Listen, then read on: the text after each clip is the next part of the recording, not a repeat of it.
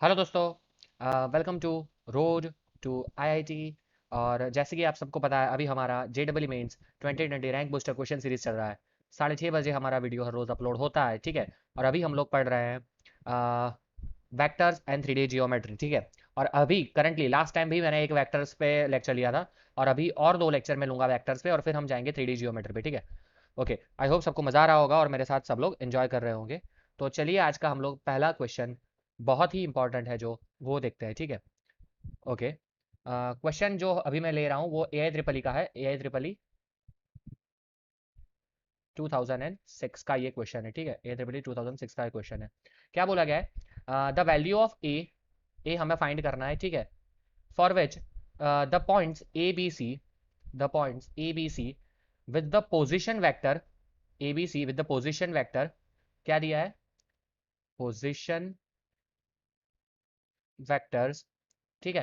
क्या है? पहला ए हमें दिया है 2i - j + k, 2i cap -j cap + k cap. B हमें दिया है i cap -3 j cap -5 k cap, ठीक है। और सी हमें दिया है a i cap -3 j cap + k cap, ठीक है। तो ए बी सी की वैल्यू हमें दी है, और यहाँ पे आप देख सकते हो कि ये तीनों के एज अ पोजिशन वेक्टर दिया है, ठीक है। Capital A, capital B, capital C, और हमें स्मॉल ए की वैल्यू फाइंड करनी है, ये वाला स्मॉल ए, ठीक है। और स्मॉल ए कहाँ पे है? सी में दिख रहा है हमें small a, okay, no problem. और यहाँ पे बोला है are the, and this three are the vertices of right angle triangle, ठीक है। Right angle triangle with c is equal to π/2। C जो है वो राइट एंगल दिया है, ठीक है। अब बहुत ही सिंपल क्वेश्चन है, इस पे मैं कॉन्सेप्ट बहुत आपको डीप ले जाने वाला हूँ। तो पहले क्वेश्चन में क्या दिया है? सी राइट π/2 है, ठीक है। तो इस तरह से कुछ मेरा ट्राइंगल बन सकता है, देखो, ठीक है। This is my right angle triangle, और सी है मेरा π/2 सी। यहाँ पे ए दे दो, यहाँ पे भी कोई फर्क नहीं पड़ता है, ठीक है। तो यहाँ से मुझे पता चल रहा है कि ये तीनों के तीनों पोजीशन वेक्टर हमें पता है, ठीक है। यहाँ से मुझे एक चीज पता है कि वेक्टर यहाँ से ये ले लो और यहाँ से ये ले लो, मतलब कि वेक्टर ए सी, ए सी बोल दो या सी ए, यहाँ से आप सी ए भी बोल सकते हो, ठीक है। मैंने इस तरह से डायरेक्शन बताया, तो लेट्स टेक सी ए। आप ए सी लोगे तो भी कोई दिक्कत नहीं है, ठीक है। आंसर तो सेम ही आना है, इट डजेंट मैटर। तो vector C A and vector C B, vector C and vector C B are perpendicular to each other, ठीक है। परपेंडिकुलर टू ईच अदर, ये हमें दिख रहा है यहाँ से, ठीक है, क्योंकि सी 90 बोला है। दैट मीन्स कि वेक्टर सी ए डॉट प्रोडक्ट जो होता है vector C B is equal to 0, क्योंकि डॉट प्रोडक्ट होता है जब दो चीज़ें परपेंडिकुलर होती है तब उनका डॉट प्रोडक्ट होता है 0। क्यों? क्योंकि डॉट प्रोडक्ट का फॉर्मूला है, सपोज कि हमें दिया हो कहीं पे कि ए डॉट बी, सपोज के कहीं पे दिया है ए डॉट बी, तो उसको हम लिखते हैं ए बी कॉस थीटा। और जब दोनों पर थीटा है, उन दोनों के बीच का एंगल, और जब ये एंगल π/2 होता है, that means cos π/2 that is 0। तो at theta is equal to π/2, ये मुझे दे देता है 0। ए डॉट बी मुझे मिलता है 0। चलो, तो यहाँ पे π/2 दिया है, तो मैंने ये पता कर लिया सी ए डॉट सी बी हो जाएगा 0। अब मुझे क्या फाइंड करना है? सी ए एंड सी बी, ठीक है। तो सी ए वेक्टर हम कैसे लिखते हैं, ठीक है। ए बी वेक्टर हम लिखते हैं बी माइनस ए, तो सी ए वेक्टर हम लिखेंगे ए माइनस सी, ठीक है, उल्टा लिखते हैं। तो ए हमें पता है, ए हमें दिया था 2i cap -j cap +k cap, ठीक है। एंड देन माइनस लिखने के बाद हम लिखेंगे सी। सी क्या हमें दिया है? सी दिया है a i cap -3 j cap +k cap, ठीक है। अब यहाँ से देखो, तो आई आई कैप कॉमन आ जाएगा, यहाँ पे अंदर आ जाएगा 2 - a। देन यहाँ पे के कैप और ये -k कैप कैंसिल हो जाएगा, ये दोनों कैंसिल हो जाएंगे, ठीक है। ये दोनों, ये और ये कैंसिल, और यहाँ पे बचेगा -j cap minus minus +3 j cap, तो वो हो जाएगा 2 j कैप, तो वो आ जाएगा +2 j कैप, ठीक है। ये मुझे मिल गया सी ए। अब इसी तरह से मैं लिखता हूँ सी बी। सी बी मुझे मिल जाएगा बी माइनस सी, ठीक है। मुझे सी ए चाहिए था और सी बी चाहिए था, सी बी मुझे मिल जाएगा सी, सॉरी, बी माइनस सी। अब बी मुझे क्या दिया? बी मुझे दिया था वो हो जाएगा मतलब कि i cap -3 j cap -5 k cap, ठीक है। और फिर माइनस लिखने के बाद a i cap -3 j cap +k cap, ठीक है। तो यहाँ से क्या हो जाएगा? आई कैप कॉमन आ जाएगा, अंदर बचेगा 1 - a, ठीक है। यहाँ से 1 और ये माइनस है, फिर -3j या माइनस माइनस +3j कैंसिल हो जाएगा। क्या कैंसिल होगा यहाँ पे? ये दोनों। चलो, और यहाँ पे बचेगा -5 के -k दैट इज -6k, ठीक है। तो आई होप सबको समझ में आ गया होगा। हमने सी ए और सी बी फाइंड कर दिया है, अब दोनों का डॉट प्रोडक्ट ले लेते हैं। तो मतलब क्या हो जाएगा हमारा कि c A dot c B is equal to 0। तो सी ए हमें मिला था i two minus a plus two j, i two minus a plus two j, ठीक है, कैप लिखना जरूरी है।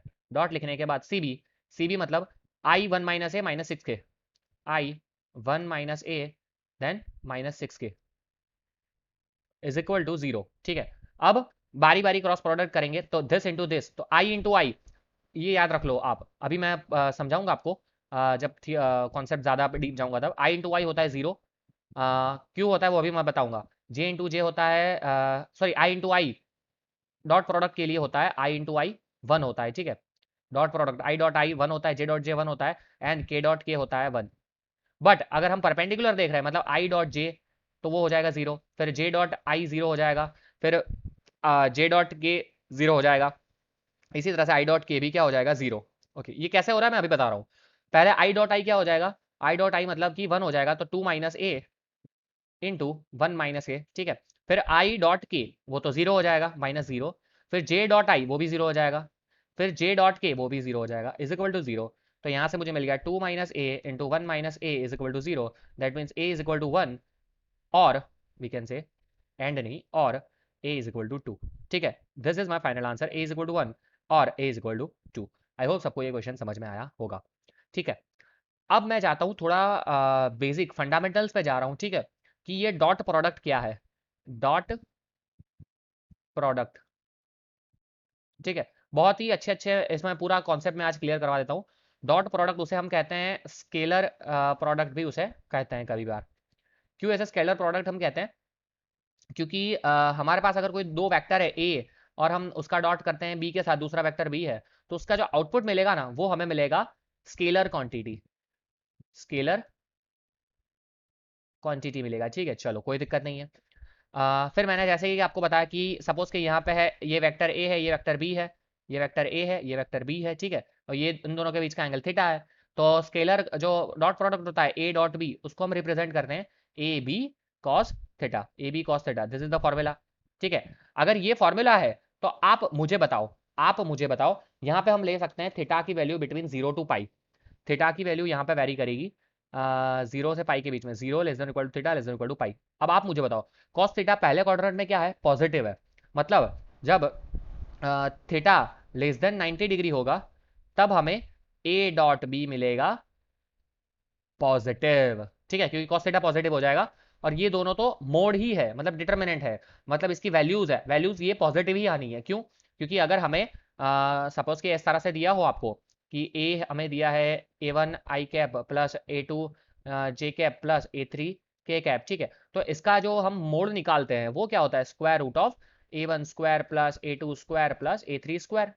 और इसी तरह से अगर बी हमें दिया है कि बी वन आई कैप प्लस बी टू जे कैप प्लस बी थ्री के कैप, ठीक है, तो इसका भी हम मोड क्या निकालते हैं, हम इसका मोड निकालते हैं square root of B one square plus B two square plus B three square, ठीक है। तो इसी तरह से हम निकालते हैं, तो ये तो हमेशा पॉजिटिव ही आना है, ये तो हमेशा पॉजिटिव आना है। चलो, तो इसका मतलब क्या होगा कि ये दोनों पॉजिटिव आएंगे, और cos थीटा भी पॉजिटिव होगा फर्स्ट क्वाड्रेंट में, तो पूरा वैल्यू हमें ए डॉट बी का मिलेगा पॉजिटिव।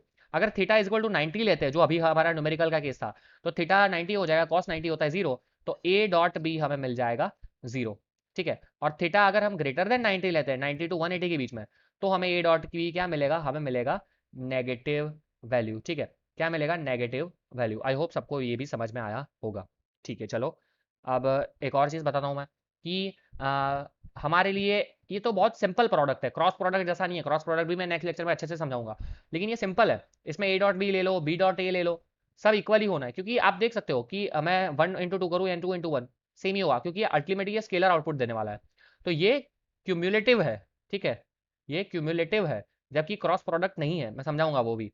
फिर आप ले लो A dot B plus C ले लो, इज इक्वल टू हम ले सकते हैं A dot B plus A dot C, मतलब कि ये डिस्ट्रीब्यूटिव भी है, डिस्ट्रीब्यूटिव भी है, क्रॉस प्रोडक्ट ये भी नहीं है, ठीक है।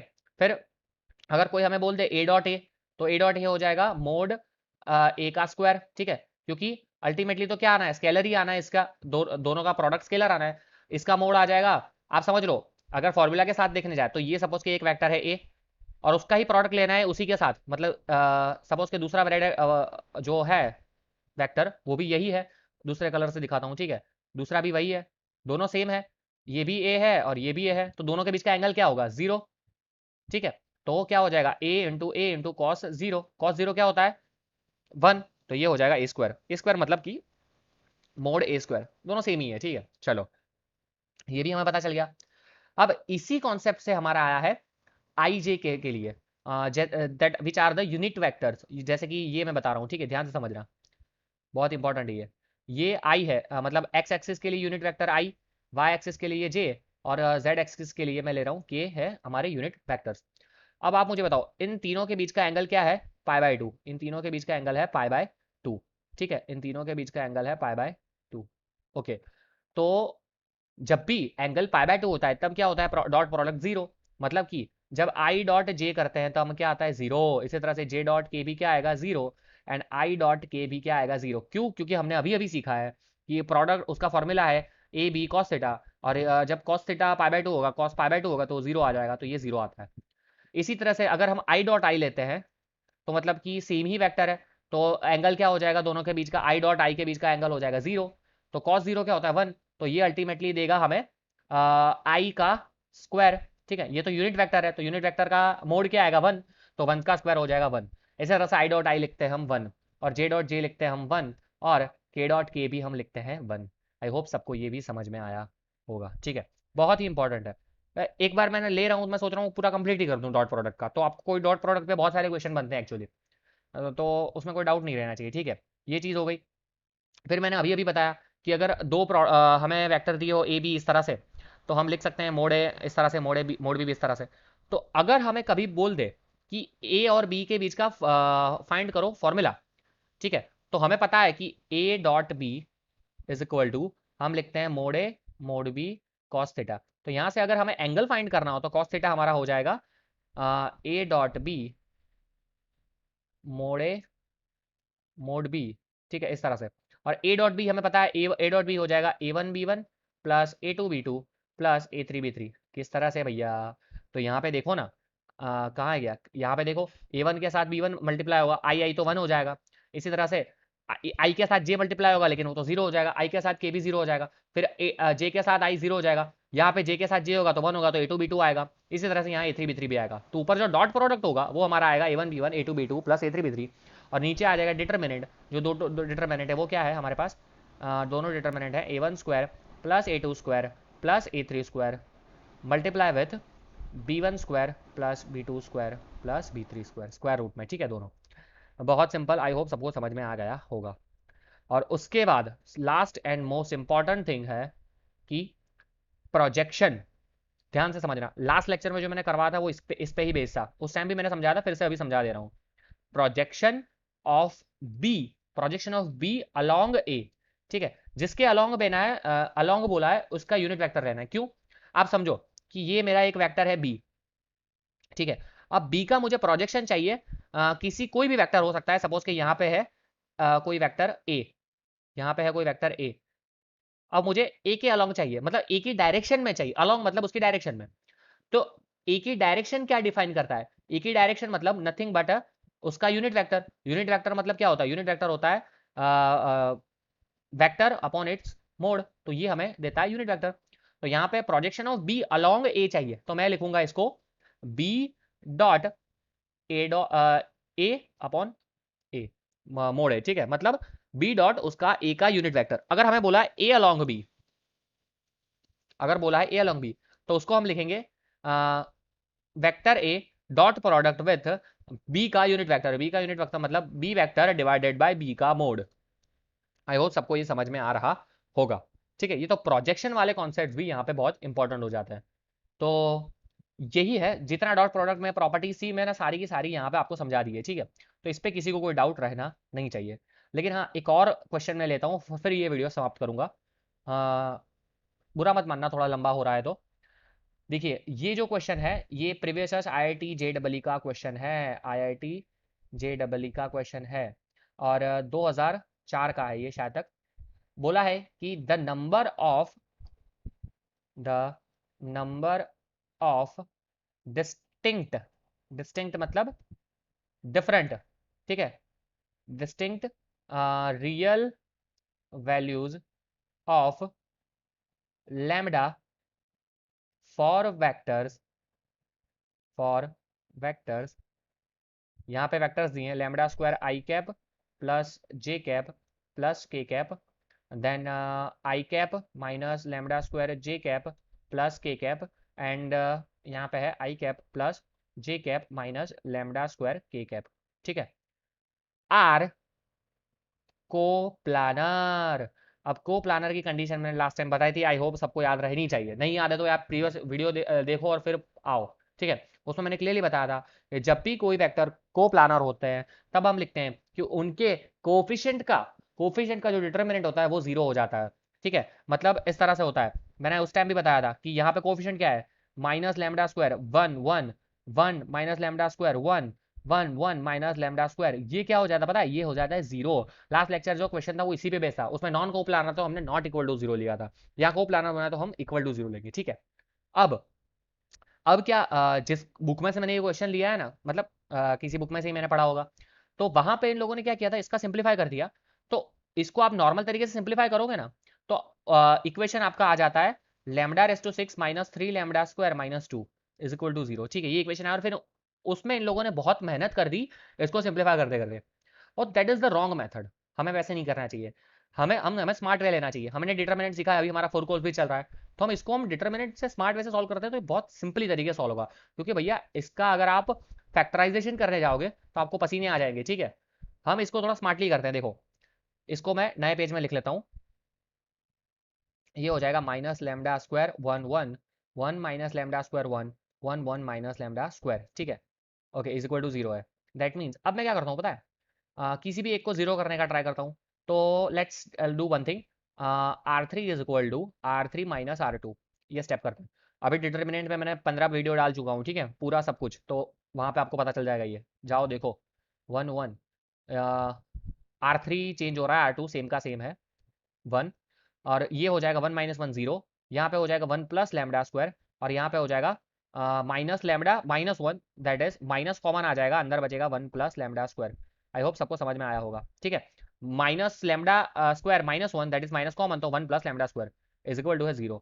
अब मैं ओपन कर सकता हूँ, देखना, अब ओपन करने में ही पूरा खेल है, माइनस लैम्डा स्क्वायर यहाँ पे, तो ये हो जाएगा दिस इंटू दिस, तो माइनस माइनस प्लस हो जाएगा, तो अंदर क्या बचेगा lambda square into 1 plus lambda square, फिर माइनस लिखने के बाद आएगा दिस इंटू दिस, मतलब 1 प्लस लैम्डा स्क्वायर, ठीक है। फिर यहाँ पे ये है टर्म, तो यहाँ पे माइनस आता है साइन, माइनस 1 लिखूंगा मैं, और फिर आ जाएगा ये दोनों छुपा दूंगा, तो ये आ जाएगा दिस इंटू दिस, तो ये आ जाएगा minus 1 plus lambda square, and then minus लिखने के बाद आएगा दिस इंटू दिस, तो वो भी आ जाएगा 1 प्लस लैम्डा स्क्वायर, ठीक है, और इज इक्वल टू है 0, चलो कोई दिक्कत नहीं है। अब यहाँ से देखो, यहाँ से मैं माइनस लैम्डा स्क्वायर तो है ही मेरे पास, इन दोनों टर्म में से मैं लेता हूँ 1 प्लस लैम्डा स्क्वायर कॉमन, तो मैंने क्या ले लिया 1 प्लस लैम्डा स्क्वायर कॉमन, तो अंदर बच गया लैम्डा स्क्वायर माइनस 1, ठीक है, लैम्डा स्क्वायर माइनस 1, और अब यहाँ से माइनस माइनस माइनस, तो माइनस माइनस पूरा बाहर आ जाएगा, तो प्लस हो जाएगा, और 1 plus lambda square 1 plus lambda square that is 2 into 1 plus lambda square is equal to है 0। अब यहाँ से भी कुछ कॉमन ले सकता हूँ, यहाँ से मैं कॉमन ले सकता हूँ lambda square plus 1, lambda square plus 1 common आ गया पूरा, तो अंदर क्या बचेगा, अंदर बचेगा minus lambda square into lambda square that is minus lambda raise to 4, ठीक है, minus lambda square into lambda square that is minus lambda raise to 4, then यहाँ पे आ जाएगा minus minus plus lambda square, और यहाँ पे आ जाएगा प्लस 2 इज इक्वल टू 0, ठीक है। तो ये मेरा हो जाएगा लैम्डा स्क्वायर प्लस 1, और ये हो जाएगा lambda raise to 4 minus lambda square minus 2 is equal to 0, ठीक है।